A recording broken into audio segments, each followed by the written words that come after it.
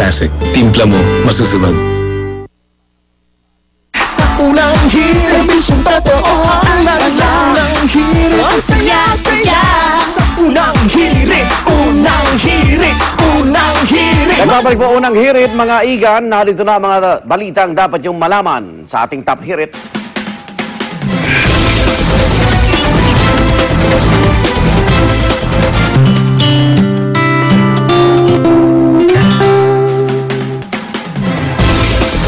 Para sa kumpletong pagbabalita ngayong Semana Santa, maagang nakatutok ang mga kasama po natin sa GMA News sa mga bus terminal, airport at mga kalsadang palabas ng Metro Manila.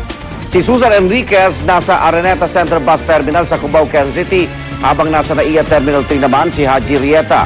Sila Madiba naman nasa North Luzon Expressway. At unahin natin sitwasyon sa Araneta Center Bus Terminal sa Cubao, Quezon City. Ang pangunahing sakayan po ng mga biyahero papuntang Southern Luzon at maging sa Visayas. Susan, kamusta dyan? Good morning, Arnold.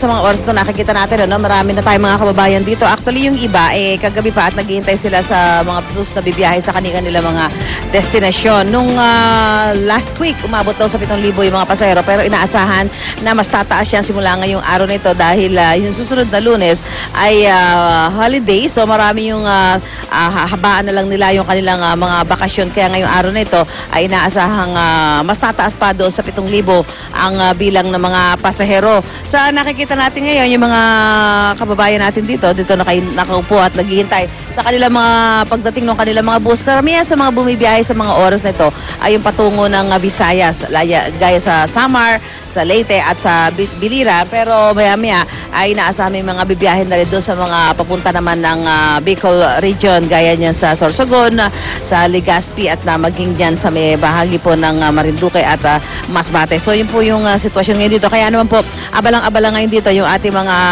pulis, yung nagbibigay po ng seguridad, syempre yung security dito sa Araneta Center Bus Terminal. Patuloy yung pag-ikot ng mga K9 dogs para matiyak na magiging ligtas ang paglalakbay ng ating mga kababayan. So to make sure po na ligtas, wag ho kayo mag-resist doon sa mga gagawing pag-inspeksyon sa inyong mga dalang bagahe. Lalo na kung medyo may kalakihan ang bagahe, kailangan po talagang isa-ilalim yan sa pag-inspeksyon. At dito rin po ay may mga binibigay na first aid station. Kung medyo may edad na, kailangan siguro magpa-check up muna kayo, blood pressure ninyo, tiyakin na maganda rin yung lagay ng inyong mga katawan, lalo na kung malayo ang inyong pagbiyahe. Yung iba kasi dito talaga medyo napuyat na dahil dito na sila natulog at naghihintay sa pagdating ng kanilang mga bus na sasakyan. Sabi ng mga bus operator dito, fully booked ang kanilang mga reservations, yung kanilang mga biyahe sa mga araw nito. Pero dito nga papasok yung paggamit nila sa mga special permit nila para doon sa mga extra buses na maaari nila magamit doon sa mga pasahero na hindi na umabot sa booking ng para dito sa Semana Santa at humabol na lamang para sa kanilang mga biyahe. So yun po yung pagtiyak naman dito ng mga bus operator na meron silang mga extra bus na gagamitin dahil nga nag-apply naman sila ng kanilang mga special permit. So mamaya, pagbabalik ko natin, ihatid pa natin ng mga dagdag na sitwasyon dito sa Araneta Center Bus Terminal. Kasama po rin po natin ang ating mga opisyal ng PNP na masusing nagbabantay para matiyak ang kaligtasan at seguridad ng ating mga kababayan. Balik sa iyo, Arnold. Maraming salamat, Susan Enriquez. Bagtong naman tayo sa NAIA Terminal 3 kung saan dumarami na rin ang mga biyahero sa kanilang flights pa-probinsya. May live report si Haji Rieta. Haji. Yes, ngayon ng Lunes Santo ay patuloy naman itong pagkapala. Ito mga bakasyonis na magsuwian sa kanilang mga probinsya para sa Holy Week dito sa NAIA Terminal 3. At karamihan nga sa mga pasaherong uwi ay papuntang Visayas at Mindanao. Ang iba ay pamilya ang pagbiyahe, samantalang iba naman ay yung mga magbabarkada. Igan patuloy pa rin pinapatupad ang mahigpit na seguridad sa mga oras na ito sa lahat ng mga pasahero dahil nga sa higpit ay may ilang mga pasahero ang nagrereklamo dahil malaking abala raw ang matagal na proseso nito. Pero nakikiusap naman ang pamunuan ng NAIA Terminal 3 na sundin na lang ito ng mga pasahero dahil para din naman daw ito sa kaayusan ng lahat. Samantala, asahan naman daw igan ang patuloy na pagkapalpa ng mga pasahero dito sa NAIA Terminal 3 maging na rin sa iba pang mga paliparan sa mga susunod na araw. At patuloy naman ang pagpaalala ng mga airline company na maging na rin ang pamunuan ng NAIA Terminal 3 na yung mga gagamitin lang ang dapat na dalhin ng mga pasahero nang sa ganun ay hindi sila mahirapan sa pagdala ng mga ito. Igan, na dyan muna pinaka-latest mula dito sa NAIA Terminal 3. Balik sa Igan. Maraming salamat, Haji Rieta. Kamustahin naman natin ang paganda sa North Luzon Expressway sa inasahang dagsari ng mga biyahero. Laban nyo, Ver. Kamusta dyan? Good morning, Igan, and good morning din sa ating mga motorista na magdaraan dito sa North Luzon Expressway. Sa mga oras na ito, Igan, maayos pa naman at tuloy-tuloy ang dali ng trapiko. Kayo man ay patungo ng norte or patungo po ng papasok ng EDSA, wala ko kayong po problemahin. Pero ito nga, no, ayon sa North Luzon Expressway, inaasahan na tataas ng 15 to 20% ang bilang ng mga motorista magdaraan sa North Luzon Expressway ngayong Semana Santa. Simula po sa April 4, Wednesday po yan, alas 2 ng hapon, hanggang April 5 ng alas 5 ng hapon, ipatutupad ang North Luzon Expressway or NLEX at Subic Clark Tarlac Expressway or SCTEX ng ang Holy Week Express Lane o express payment ng toll fee para sa mga Class 1 vehicles. Ito po yung mga kotse, van at mga jeep na mag-e-exit po sa Dao, Tarlac at Subic. Maaari pong magbayad na ng full toll sa Mindanao Avenue at Balintawak Toll Plaza pa lamang. Ito po yung mga payments or full toll payments natin. Sa may Dao exit, 218 pesos. Sa Subic, 408 pesos. Sa Tarlac naman po ay 322 pesos. Maglalagay din po ng mga ambulant tellers simula hapon ng April 4, Holy Wednesday hanggang hapon ng April 5, Monday, Thursday at April 7 naman, Black Saturday hanggang April 9, araw po ng Kagitingan. Sa southbound lane naman po ng Bukawi, Dao at Mabalacat Toll Plaza.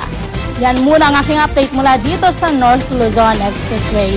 Balik sa iyo, Igan. Maraming salamat, Laban nyo, Ver. Baga rin po nakabantay si Jay sa Bale. Doon naman po sa kabila, sa South Luzon Expressway, para alamin pa rin ang kasalukuyang lagay ng trapiko. Jay? Igan, sa mga oras na ito ay maganda pa naman ang daloy ng trapiko dito sa South Luzon Expressway. Kahit may konting pag-abon ay hindi pa rin daw ito wet road condition. Kaya sa ngayon okay pa naman ang mabilis sa pagtakbo rito. Mula naman pasado alas 6 ng gabi ay may 4 na minor accidents ang naitala rito. 2 ay rear-end collision, isa ang natanggalan ng gulong na nasagasaan naman ng isa pang sasakyan at isa ang nakatama ng ALV o yung harang sa toll gate. Wala namang napaulat na nasaktan sa mga naturang insidente. Meron ding natalang 5 sasakyan na nasiraan pero cleared na ang mga ito ngayon. Paalala po sa mga sasakyan na mahigpit na pinapatupad ang speed limit sa SLEX. 60 ang minimum speed at 100 ang maximum speed para sa mga kotse. 60 ang minimum speed at 80 naman ang maximum speed para sa mga bus at truck. Ang hotline naman po ng traffic control ng SLEX ay 0908-880-7539 at 049-508-7539. Pwede rin mag-log on sa www.mtdsltc.com para sa ilan pang impormasyon ukol sa South Luzon Expressway. Igan? Maraming salamat, Jay Sabale. Samantala, isa po sa mga buhay na buhay pa ring tradisyon sa ating bansa ang pabasa tuwing Semana Santa at gaya ng maraming Pinoy, nakagawian na rin taon-taon ang magkaroon ng pasyon sa headquarters ng Manila Police District. Kasama ng mga tauhan ng Manila Police District ang kanilang mga kaanak nang simula ng pabasa kahapon.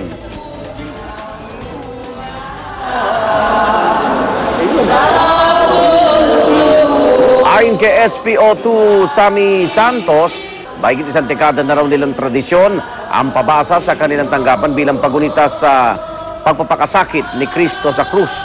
Bukod pa rito, nakatakda rin sila magsagawa ng washing of the feet, Last Supper at Station of the Cross.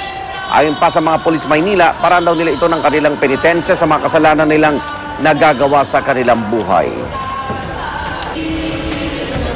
Samantala, paalala po sa mga motorista, suspendido po simula ngayong araw ang number coding sa Metro Manila ayon sa MMDA, maliban po lamang sa lungsod ng Makati.